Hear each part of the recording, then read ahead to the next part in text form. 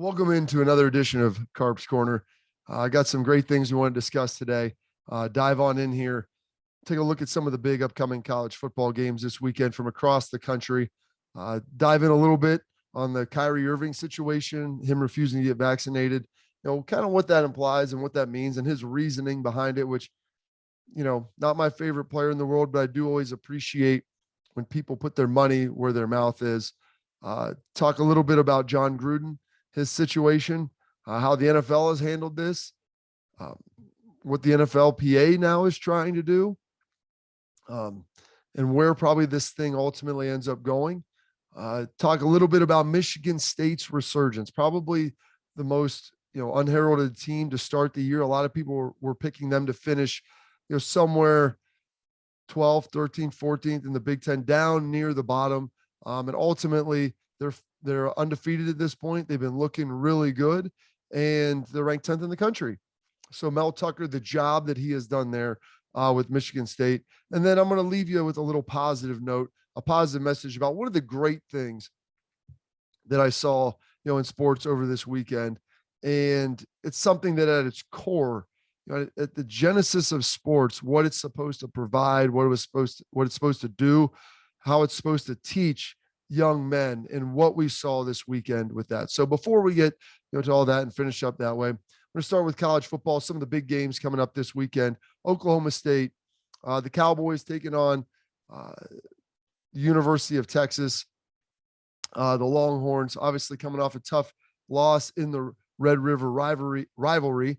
And how they're going to be able to respond. Will Stark have his guys back and be ready to go? Can Casey Thompson bounce back from that? Can Bijan Robinson put together another impressive game? They had a great plan. They came out there and played well and looked good for the most part. And you could argue should have won that game. Not a ton of defense ultimately being played. Couldn't get the stops when they needed to, but started incredibly fast. And the Texas team is playing a lot better than I expected them to right now.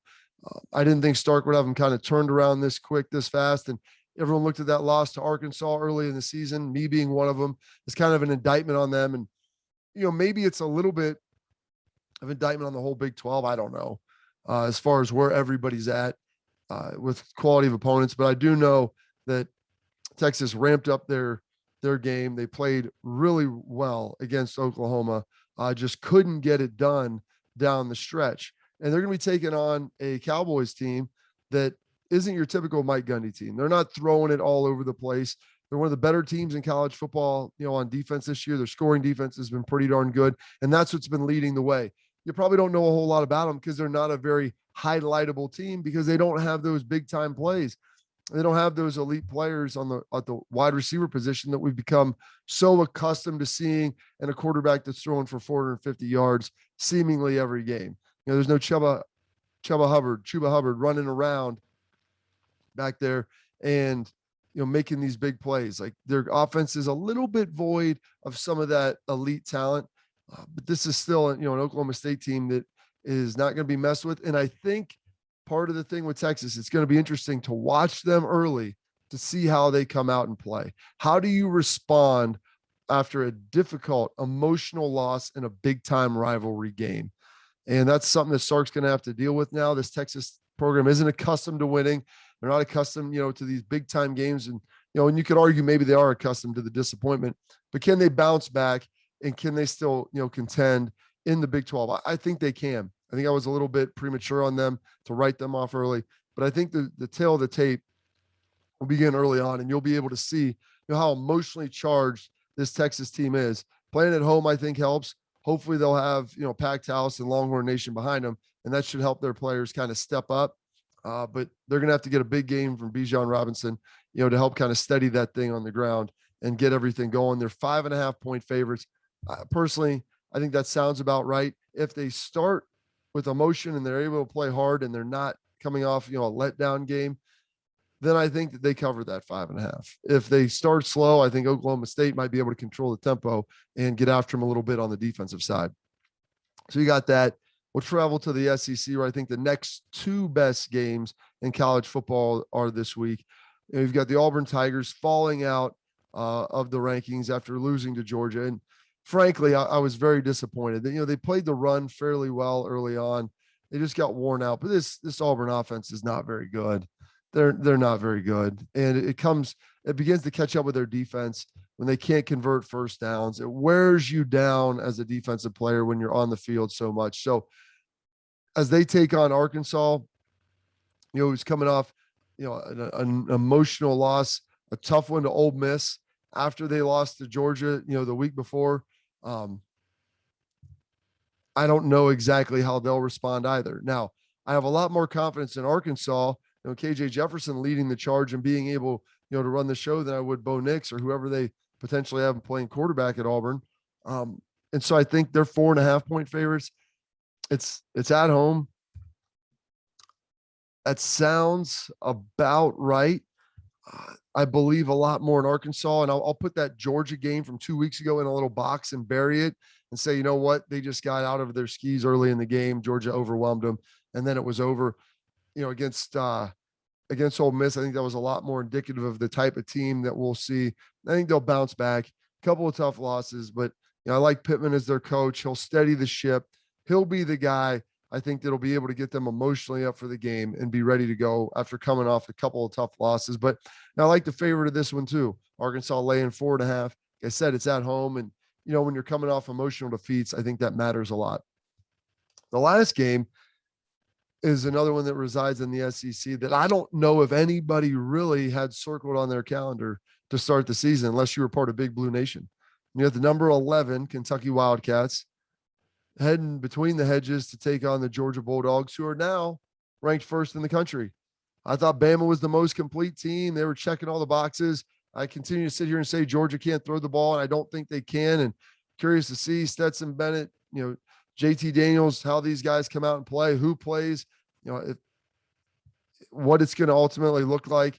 But Kentucky has a defense, and I've said this, I know, now multiple weeks.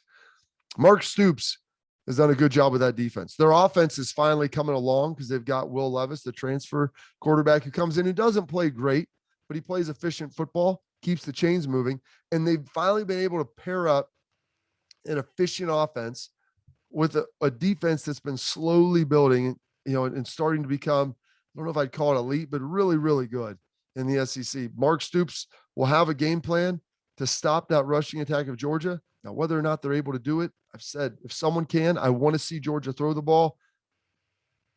I think Mark Stoops is as equipped to do it as anybody that he's going to face outside of Nick Saban in the SEC. He's a really smart defensive mind on that side of the ball. And they have talent over there that I think will be able to slow it down. You know what? Sell out to stop the run. Force Georgia to beat you over the top. I haven't seen them do that consistently.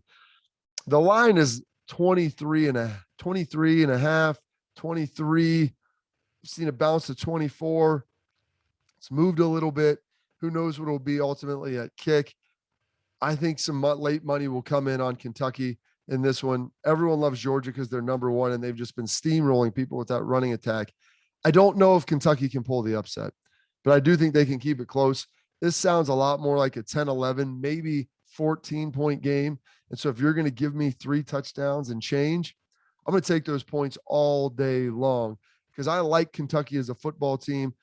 I think I don't know if they're officially able to challenge in the SEC East, but it wouldn't surprise me if they finish second. They've already taken care of Georgia. This is their really next big test in Georgia. And heaven forbid if they win this game, they will be in the driver's seat for the SEC East. Now, not that that's going to happen, but should they do it, all pandemonium would be breaking out in the SEC East, as this looks like the year now that everybody's thinking maybe Kirby Smart could have his chance to kick the door in and get it done. So those are kind of the 3 big games I like in the SEC. Now we'll get into a little bit more college football, this time up north, looking at Michigan State, ranked 10th in the country. Got a game against Indiana this week, a game that they should win and be able to take care of. But Mel Tucker, what he's been able to do. Now, Mel Tucker's coaching history, he's coached with Saban before, Michigan State, he's new in Michigan State, LSU, back to Michigan State now as the head coach, but he was in the NFL for a while. He was down there with Saban, bounced around. Him and Kirby have a relationship. He knows a lot of these guys. And so he's a really good defensive coach. Took over a Michigan State program that I frankly thought would finish in the bottom quarter of the Big Ten. And it's amazing what he has done, being able to build this thing behind Peyton Thorne, who's pretty good, but really the talented wide receivers they have, and Jalen Naylor and Jaden Reed. These guys have been absolutely fantastic. Together, they've almost got 1,000 yards receiving. They account for 11 receiving touchdowns. You know, Peyton Thorne's thrown for 1,500 yards, and he's completing balls at 62% a clip, and he's 14-2 touchdown interceptions. He's checking all the boxes. That's why this Michigan State team was able to go down to Miami and win. And that's why people are looking at them as maybe a contender in the Big Ten East. I don't think they're more talented than Ohio State. They might be close to on par with talent with Michigan State. Penn State, when Clifford's healthy, if he gets back to being healthy, that'll be a really tough game for them, because I think Penn State probably would be favored in that one as well. But how Mel Tucker's done it, you know, hitting the transfer portal. And the transfer portal right now, you know, everyone acts like it's a gold mine of players. There's some good players in there, but there's also players in the transfer portal for a reason. Why are they there? What ultimately did they do? You know, is it something they just fell out of favor with a coach, or is this a situation where they're maybe a bad dude or don't work that hard? But Mel Tucker seemed to manage this transfer portal really well, bringing in their star running back, Kenneth Walker III from Wake Forest. He's got almost 1,000 yards on the year and 9 touchdowns. Been another part of, you know, their big resurgence on offense. You pair him with Reed and Naylor, and these guys are really, really good, make up an unbelievable offensive attack. And Thorne's just kind of the guy to manage it and looks really good back there in the pocket.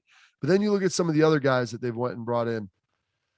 Jared Horst out of Arkansas State, you know, a nice big tackle, a pair of corners they're getting from Florida and Bama, and Chester Kimbrough and Ronald Williams, and then bringing in Quavarius out of Tennessee, very, very talented player as well, and at linebacker. And so they've got some guys who are really, really good, who have done a good job. And so they've done a fantastic job kind of building this thing, developing these players to the point now where, you know, I don't know if they're going to be able to run the table. I don't think that's going to happen, but they are probably able to maybe go 10-2. I think 9-3 at worst, between Michigan, Ohio State, and Penn State.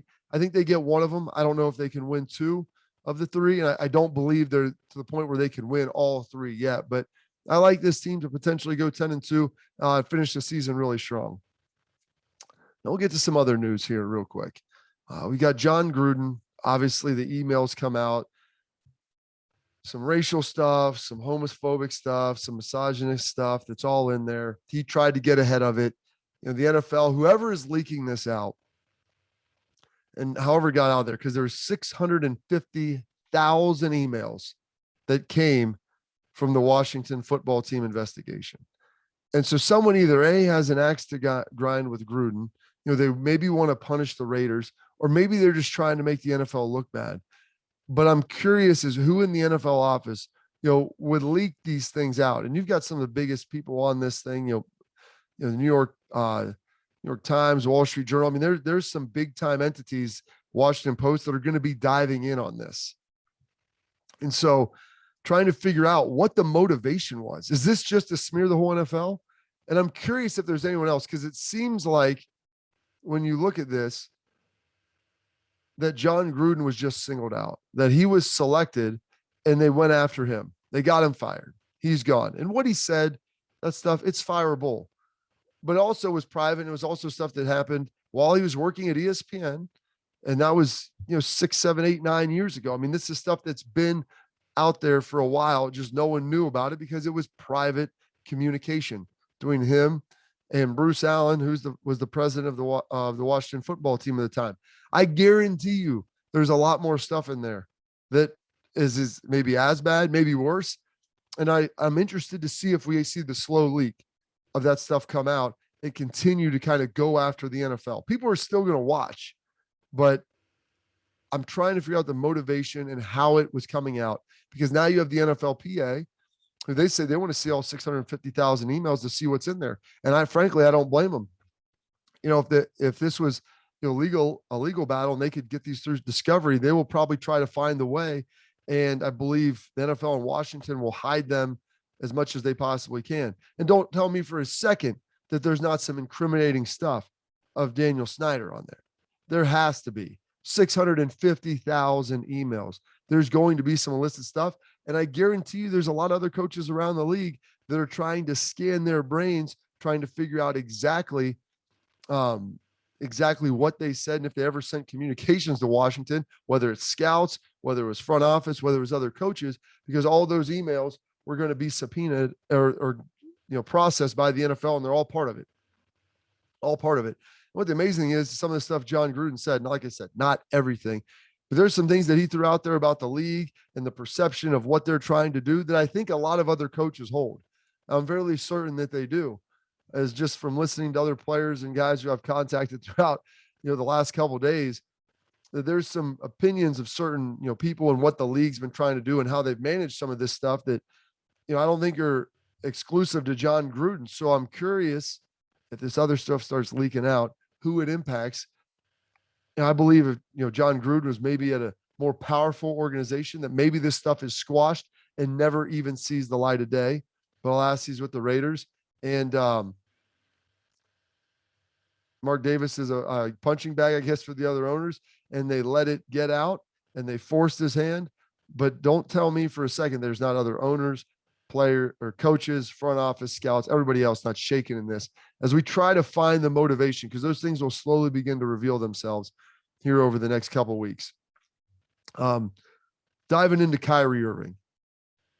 Not the biggest Kyrie Irving fan in the world, but I do always respect the people who put their money where their mouth is.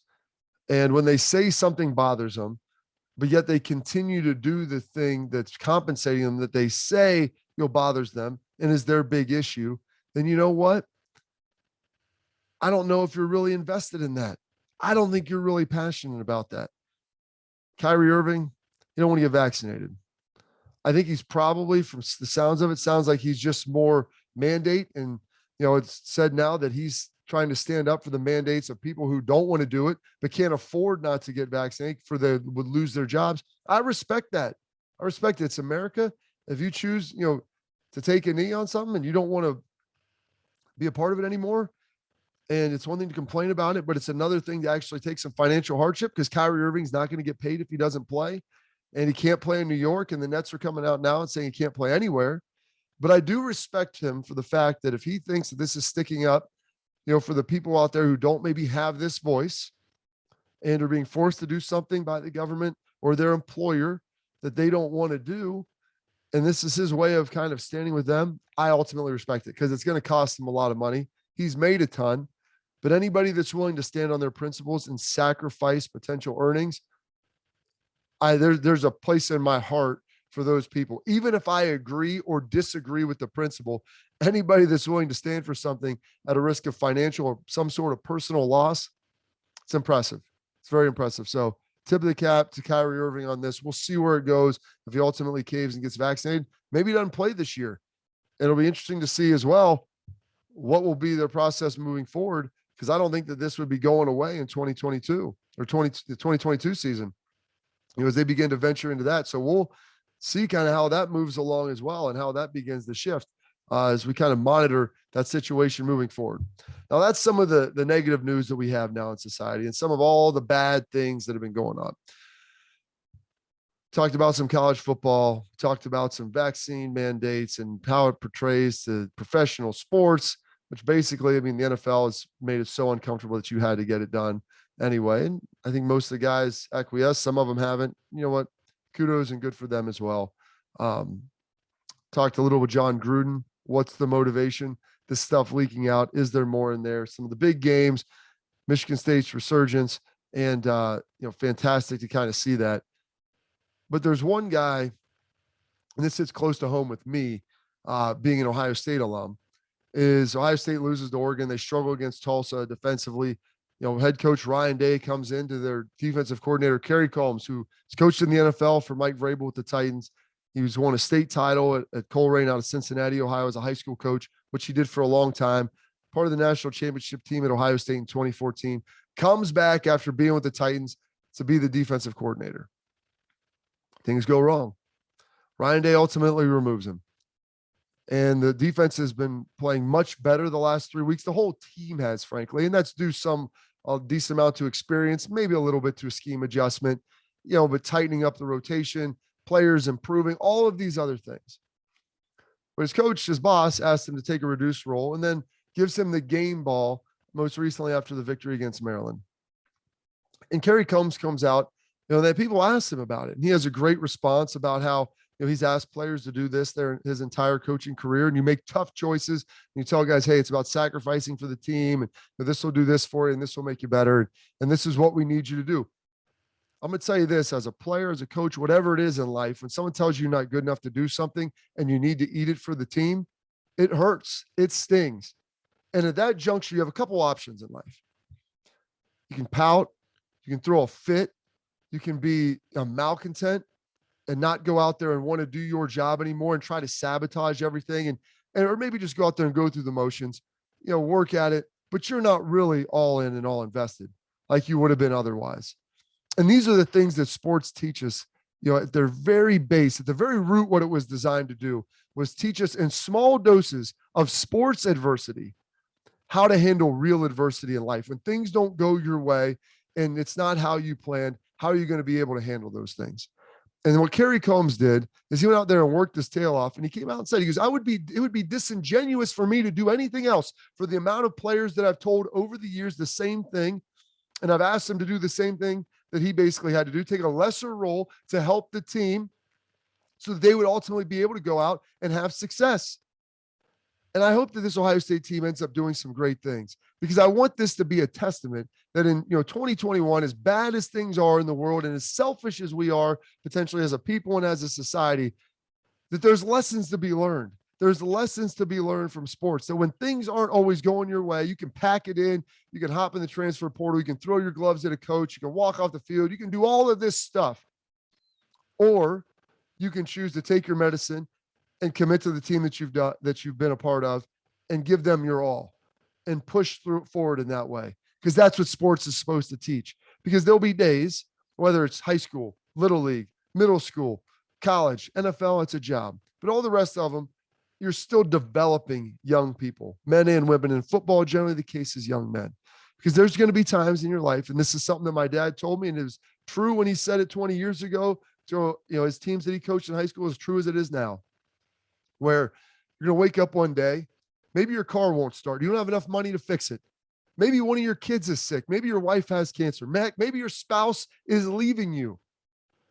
Maybe they're going to foreclose on your house. You just lost your job. There's all these different things. And there's a lot of people that have experienced different types of that. Heck, I've been through a lot of personal issues. I've had a child get a diagnosis where it's less than ideal and it's a gut punch. And you reference back and you draw upon those things and the lessons. And to see your coach do it, that inspires you to do it more. And that you draw upon those opportunities, those learning times that you had to push through it a little bit harder because you put one foot in front of the other and you keep pushing forward day by day, giving it your best. Kerry Combs has done that. I've been impressed. I've known Kerry for 15 years, and his coaching style initially wasn't for me, but I know this, that he cares about each and every one of his players. He loves his guys. He coaches them hard. And what he did out there and what he's done this season has been a testament to his character as a person and as a man. And hopefully now this isn't a, rules for thee and not for me situation where I can, as my coach, and I can tell a player, take one for the team, but I'm not willing to do it myself. That is hypocrisy at the highest order. And it was a pleasure to see that, because I know Kerry doesn't feel good about not being the defensive coordinator, not calling the defense, I should say, on game day, but he sucked it up. He took it like a man, and it's ultimately been better for his team. It's been better for his coach because that's what he has been called to do. And so hopefully someone listening to that, someone watching that will think, you know what? There's still some good in this world.